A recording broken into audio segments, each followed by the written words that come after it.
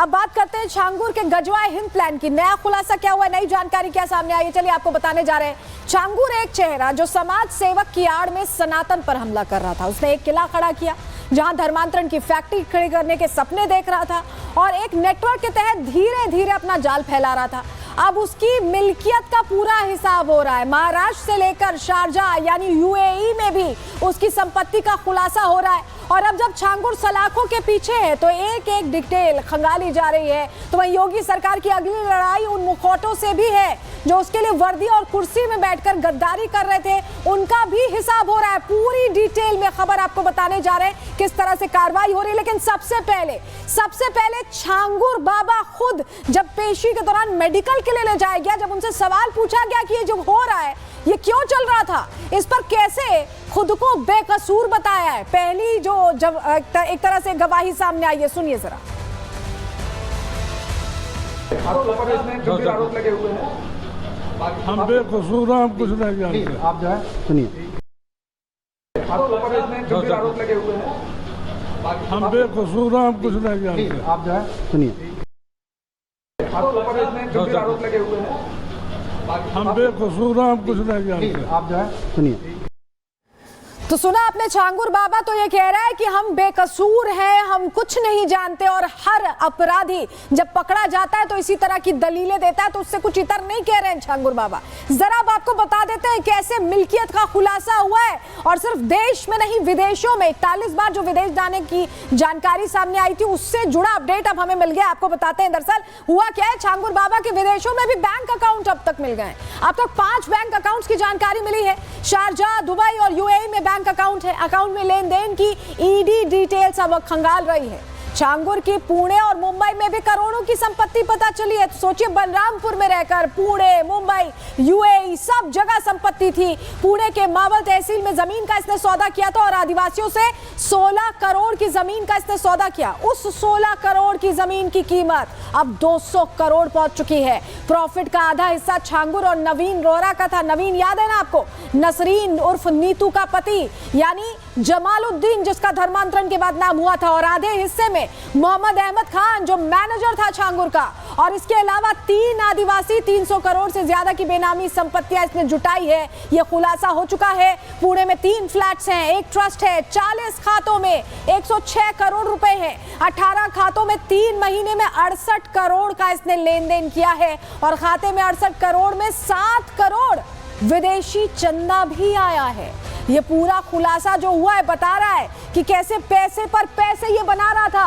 और अब आपको जरा वो एफआईआर की कॉपी दिखाते हैं, जिससे ये पता चला है कि सिर्फ धर्मांतरण का खेल नहीं था, आतंकी साजिश भी थी। ये देखिए, ये आपको एफआईआर की कॉपी दिखा रहे हैं और इस एफआईआर की कॉपी में अलग अलग चीजें मेंशन है। आतंकी संगठन कैंप ये चलाता था, धर्मांतरण कराता था हिंदू से मुसलमान का, ब्रेन वॉश का पूरा खेल खेलता था। ये सारी जानकारियां इस एफआईआर की कॉपी से सामने आई। और ये पुरानी एफआईआर है, आप ये भी समझिए, यानी पहले से पूरा खेल चल रहा था। तो आतंक को कैसे बढ़ावा दे रहा था, यह खुलासा हो गया। हिंदुवादी नेता गोपाल राय ने बड़ा दावा किया है, छांगुर देश में आतंकी षड्यंत्र रच रहा था। छांगुर आतंकियों की फौज तैयार कर रहा था और छांगुर का करीबी मोहम्मद अहमद आतंकी कैंप चलाता था। पुणे में मोहम्मद अहमद के ठिकानों पर आतंकी कैंप रहे हैं, यह भी खुलासा हुआ है। छांगुर अपनी बिल्डिंग में भी आतंकी कैंप बना रहा था। ये बड़ी जानकारियां निकलकर सामने आई। और आप सोचिए, छांगुर का मिशन सिर्फ इतना ही नहीं था, वो आतंकी कैंप चला रहा था, यह खुलासा हुआ। इसके अलावा दूसरा खुलासा तो और चौंकाने वाला। हमने आपको पहले बताया है कि कैसे बलरामपुर में वो जिस कोठी में रहता था उसे इस्लामिक सेंटर बनाना चाहता था, लेकिन उससे आगे का प्लान गजवाए हिंद था छांगुर का। क्यों मैं ऐसा कह रहे हैं, चलिए डिटेल आपको देते हैं। दरअसल जलालुद्दीन मिशन गजवाए हिंद पर पूरी तरह से काम कर रहा था। भारत को इस्लामिक राष्ट्र ये बनाना चाहता था, ऐसा देश चाहता था जहां सिर्फ इस्लाम हो। समझ रहे हैं आप, सिर्फ इस्लाम। कमजोर परेशान गरीबों को ये निशाना बनाता और इस्लाम की खूबी बताकर ब्रेन वॉश किया करता था। रुपयों का लालच, जबरदस्ती भी करता था। कई बार अपनी कोठी पर गाय का मांस खिलाता था, मांस खिलाकर वीडियो बनाता था, ब्लैकमेल करता था और ब्लैकमेल करके लड़कियों का धर्म परिवर्तन कराता था। अपने किसी मुस्लिम व्यक्ति से निकाह करवा देता था और उनको इस जाल में फंसा देता था। ये पूरा खेल छांगुर अपने दम पर खेल रहा था। और इसी को लेकर देखिए जो पीड़िता है, जो बता रही है, अपनी आप बीती बता रही है कि कैसे ये पूरा खेल छांगुर चला रहा था। उन्हें सुनिए। वो लोग उनसे छांगुर पीर से रोज वीडियो कॉल पे बातें करते थे। 3 महीने तक उन लोगों ने हमें कैद करके रखा था। वो लोग रोज वीडियो कॉल पे छांगुर पीर से बातें करते थे कि 2047 तक ये मुल्क हमारा होगा, भारत को इस्लामी मुल्क बनाने की बातें करते थे वो लोग।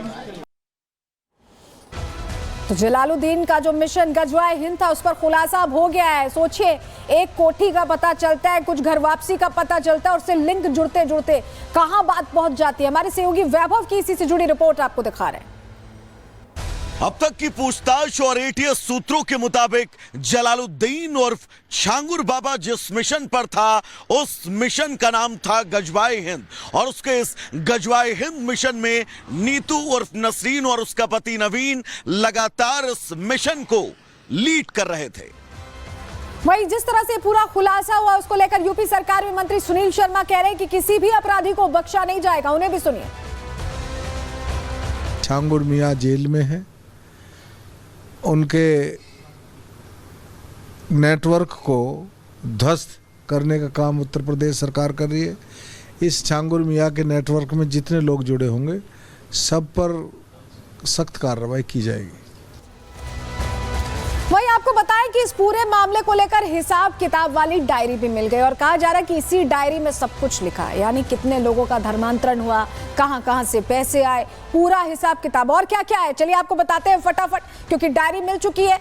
काला चिट्ठा इस डायरी में है। आपको बताएं काली डायरी में पूरा काला चिट्ठा धर्मांतरण से जुड़ा मिलने की बात कही जा रही है। धर्मांतरण कराए गए नामों की पूरी सूची इसमें शामिल है। सारी लड़कियों की पूरी डिटेल अब मिल गई है। संभावित टारगेट लड़कियों की भी लिस्ट थी, यानी पूरे टारगेट की लिस्ट तैयार होती थी, उसमें संभावित की भी अब लिस्ट मिल चुकी है। धर्मांतरण के बाद रुपयों का पेमेंट का भी हिसाब है। धर्मांतरण नेक्सस का भी पूरा हिसाब किताब इस काली डायरी में है। धर्मांतरण गैंग के सदस्यों की पूरी जानकारी अब सामने आ रही है। रुपए के लेन देन, बेनामी संपत्तियों का हिसाब, हवाला और विदेशी फंडिंग का लेखा जोखा सब कुछ लिखा है।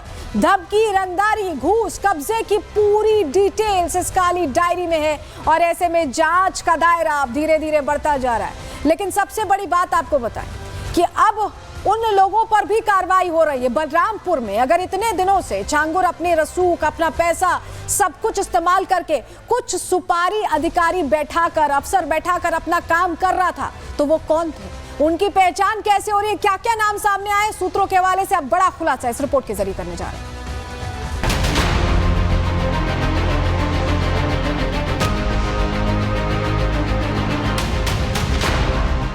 बलरामपुर में सालों से पनप रहा धर्मांतरण का जाल अब पूरी तरह उजागर हो चुका है।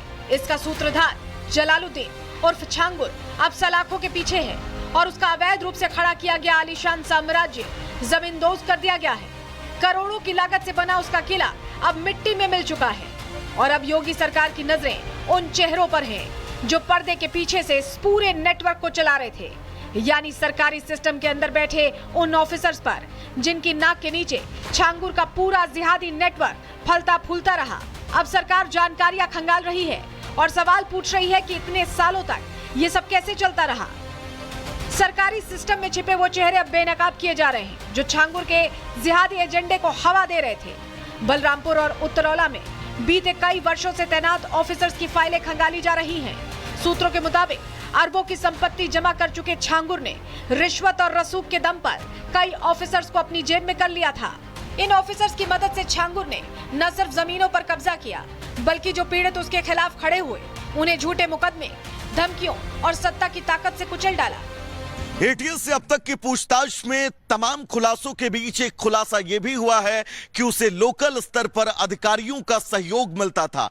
इन अधिकारियों में एक एडीएम, 2 सर्कल ऑफिसर और एक इंस्पेक्टर का भी नाम शामिल है। बताया यह भी जा रहा है कि कई तहसीलदार, नायब तहसीलदार भी जलालुद्दीन को उसके इस काले साम्राज्य को खड़ा करने में शह देते थे।